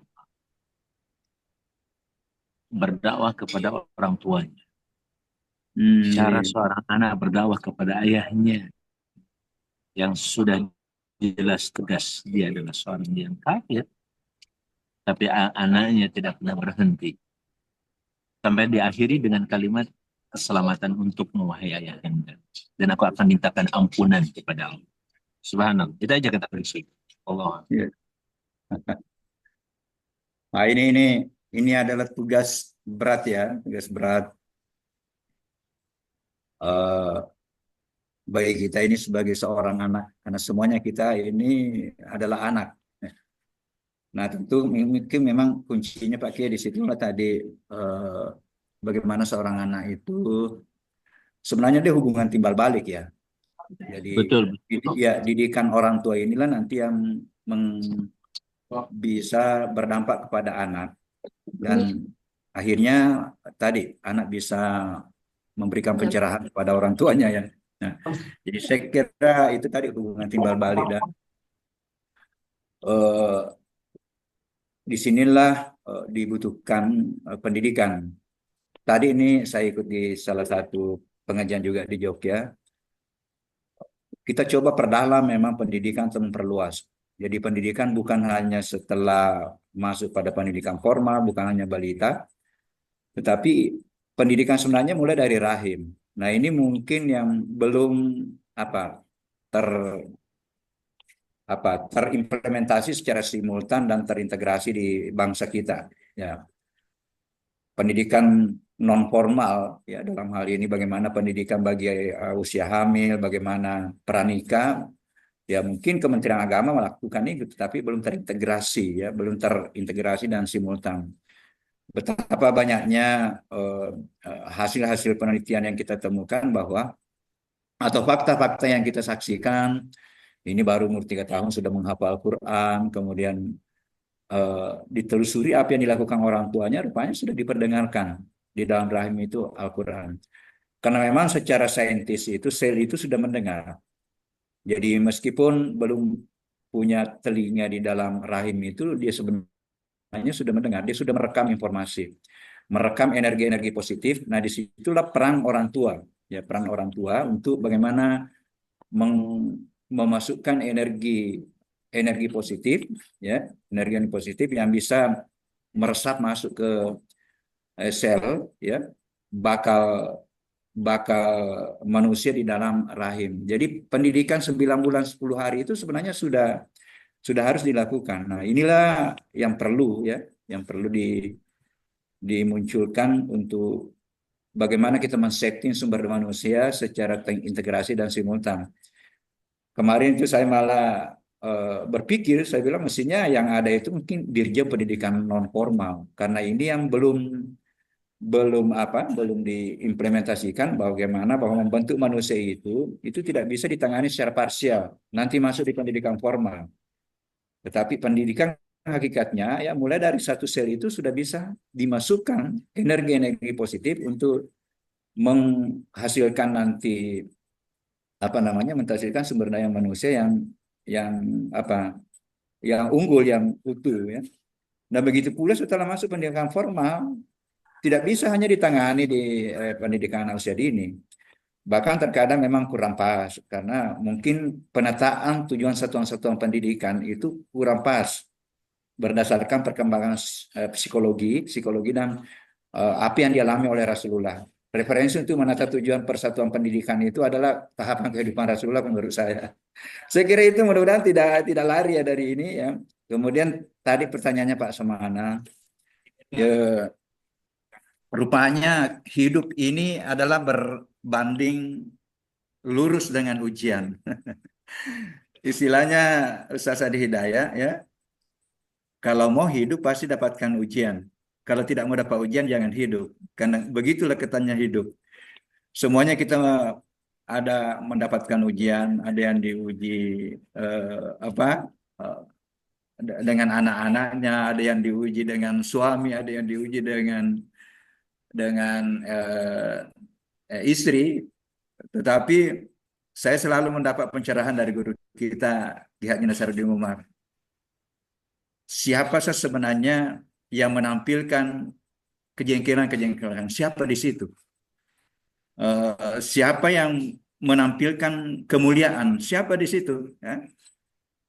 Jadi sebenarnya apapun yang kita saksikan, apapun yang kita alami, itu adalah ujian kehidupan. Karena memang hidup adalah ujian dan kalau tidak mau diuji katanya jangan hidup. Saya kira itu mungkin Pak Kiai. Assalamualaikum warahmatullahi wabarakatuh. Ya. Ustaz, kapasitas ujian itu sesuai dengan kapasitas yang ada di diri seseorang. Mana mungkin gitunya orang diuji dengan ujian yang berat gitunya, tapi dia Ya, nggak mampu gitunya gitu. ya. Kalau ayatnya ya nanti Pak Kiai, Allah tidak akan memberikan beban kepada hambanya yang tidak bisa dipikul oleh hambanya. Pak Semana. Jadi kita diuji sesuai dengan kemampuan kita untuk menerima ujian itu. Tetapi harus hadir memang dalam kesadaran bahwa hidup ini adalah ujian. Ya, kita hidup pasti ada ujiannya. Saya kira itu nanti Pak Kiai yang Betul, Prof, ya, bahwa orang yang terhebat, tertinggi ujiannya adalah para nabi dan para rasul. Jadi Iya, semakin betul. tinggi kedudukan seseorang, derajat dan lain sebagainya, maka semakin tinggi ujiannya gitu. Ujian profesor dengan ujian S1 beda, Prof. Ya, itu begitu memang yang jelas tadi Prof sudah ingatkan bahwa Allah tidak mungkin menguji di luar batas kemampuan hamba. Insya Allah. La yukallifullahu nafsan illa wus'aha. Ayat ini sederhana, singkat, tapi sangat prinsip banget gitu ya. Mengingatkan pada kita sebagai pegangan bahwa Allah tidak mungkin membebani seseorang di luar kemampuan. Wuson itu Prof, asal kata dari wasa'a. Wasa'a itu keluasan. Ya, jadi kapasitasnya itu ya, bahasa kita wus'ah itu adalah kapasitasnya. Jadi di luar kapasitasnya nggak mungkin. Ya, artinya seorang petani diuji dengan ujian ekonomi perdagangan misalnya, nggak mungkin. Ya, seorang pedagang tidak mungkin akan diuji dengan pertanian, itu nggak mungkin. Baik, itu saja Allah.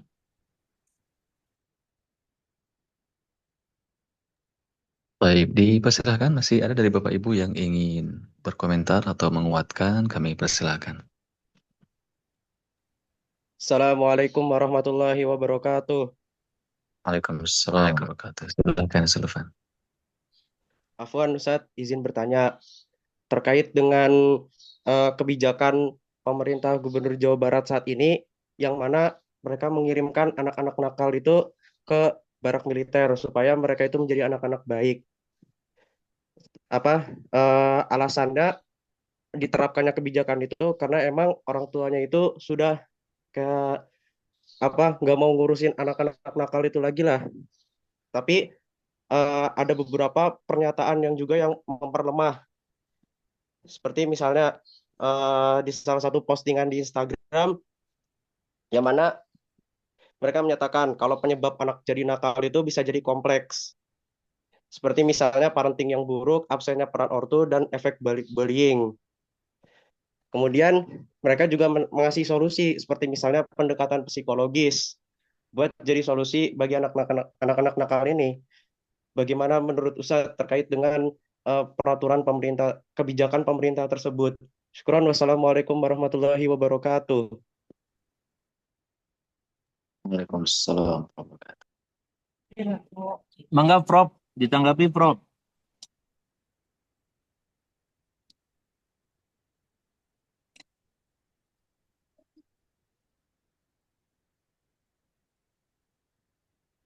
Silakan yang mau menanggapi.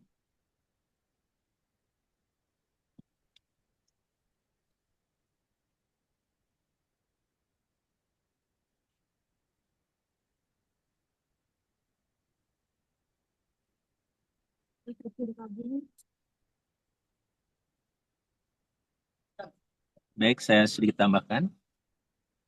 Kalau yang dimaksudkan dengan bela negara seperti yang tadi digambarkan oleh Ananda Zulfan, itu positif banget. Dan dalam Islam itu, namanya bela negara itu merupakan pembelaan yang harus dilakukan oleh setiap individu muslim. Setiap orang muslim wajib. Siapapun. Tentu di tingkatnya masing-masing. Misalkan ibu-ibu membela negara di tingkat keluarganya. Anak-anak, apalagi orang tua, dan sebagainya. Nah, sementara anak-anak muda tentu dipersiapkan sebagai pembela negara dengan kapasitasnya sebagai seorang anak muda. Dari sisi pemikirannya, pemahamannya, etikanya, adabnya, kemudian keterampilan membela negara. Termasuk bagaimana pada saat dia menggunakan senjata, cara menggunakan senjata. Dan yang terpenting tentu saja adalah moralitas dalam dunia pembelaan negara itu sendiri. Ada moralnya, moral hazardnya itu harus dijaga dan dipertahankan dengan baik. Ya, makanya dalam Islam seluruh penduduk Muslim itu punya senjata sebenarnya. Dulu yang namanya pedang itu di setiap rumah ada pedang. Ibu-ibu saja punya pedang. Ya. Nah, sekarang kan kita dilucuti kan, kita nggak boleh pakai bawa-bawa senjata. Kenapa? Karena ya itu tadi, karena belum ada moralitas yang cukup untuk bisa menggunakan senjata dengan baik dan benar. Malah senjata digunakan membunuh temannya. Itu moralitas yang sangat-sangat rendah sekali.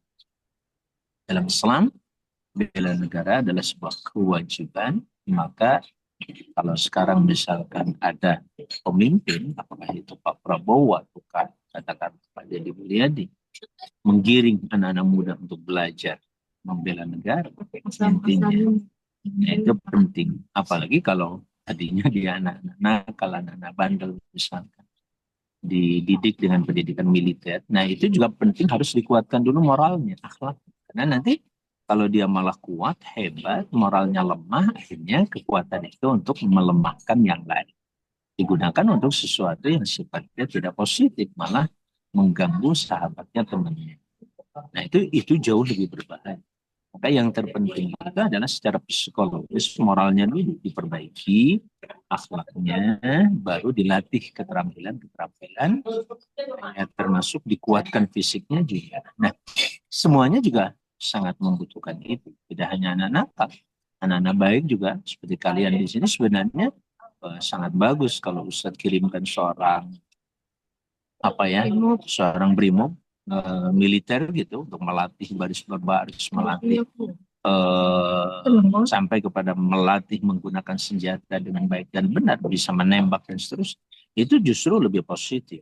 Anak-anak baik jauh lebih berkepentingan untuk mendapatkan pendidikan militer seperti itu. Wallahu a'lam.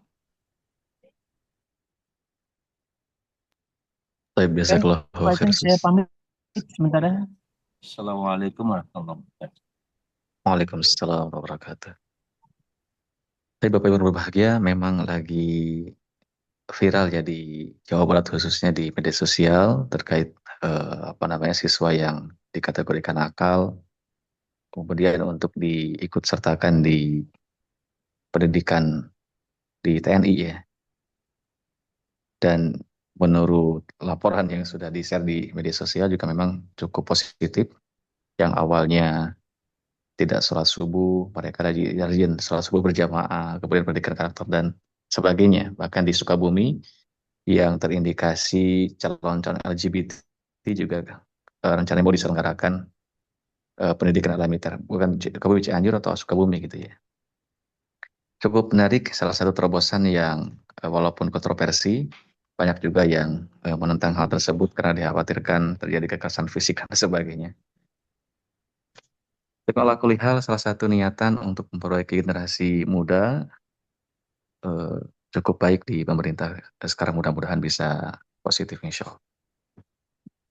Baik, Bapak Ibu berbahagia, jam 7:17 waktu Indonesia bagian Barat. Masih ada dari Bapak Ibu yang ingin menanggapi, mungkin dari Bunda Uyun, dari sisi bimbingan konseling, ingin menambahkan, menguatkan, dipersilakan.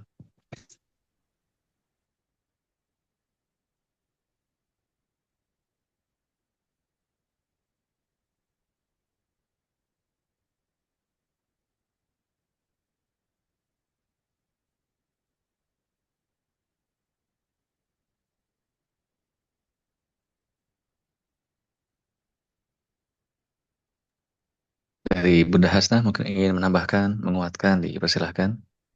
Atau dari Bapak Ibu yang lainnya, kami persilahkan.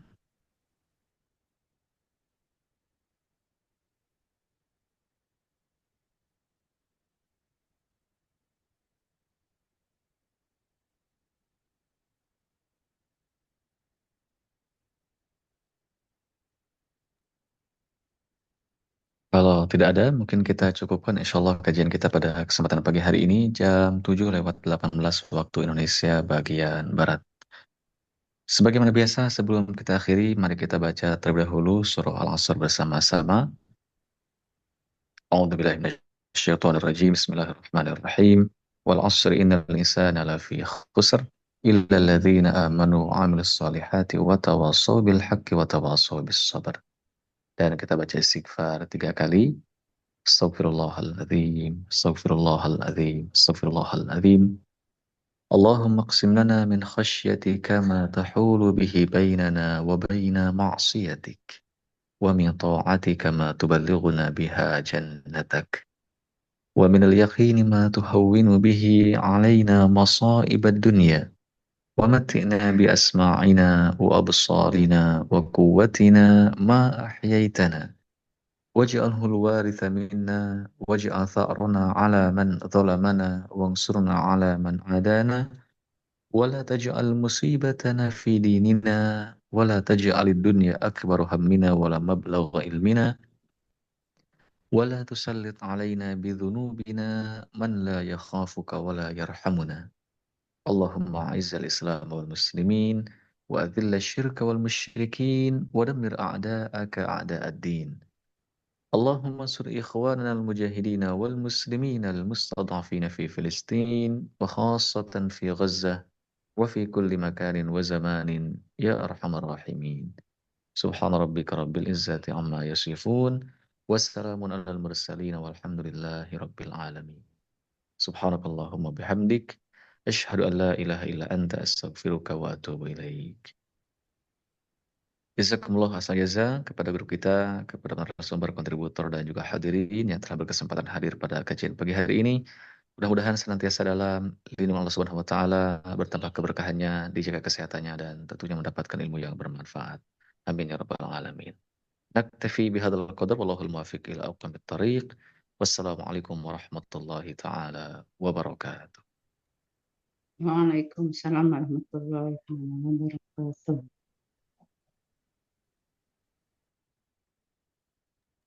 Terima Baik, kasih. Ibu, sama-sama Ibu. Baik, berbahagia, mari kita tutup semuanya.